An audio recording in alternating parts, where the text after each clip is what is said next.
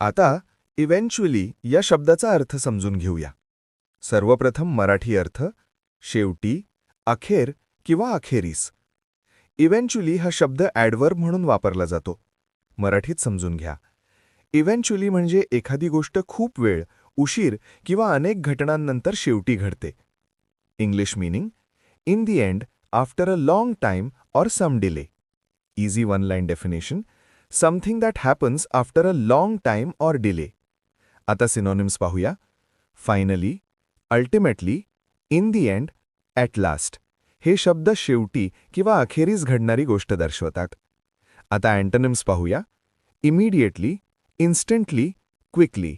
हे शब्द लगेच किंवा त्वरित घडणारी गोष्ट दर्शवतात. आता उदाहरणे पाहूया.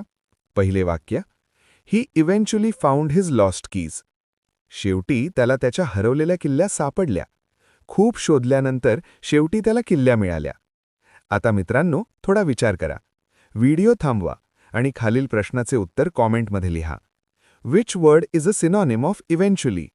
ए. Instantly, B. Finally, C. Quickly, D. Suddenly. तुम्हाला इंग्रजी मोफत आणि सोप्या पद्धतीने सुधारायचे आहे का?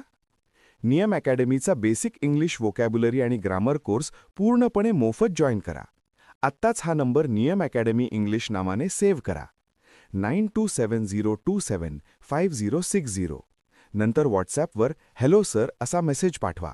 दररोज व्हिडिओ प्लस MCQ सराव मिळवा. नंबर सेव्ह केल्यावरच लिंक उघडतील.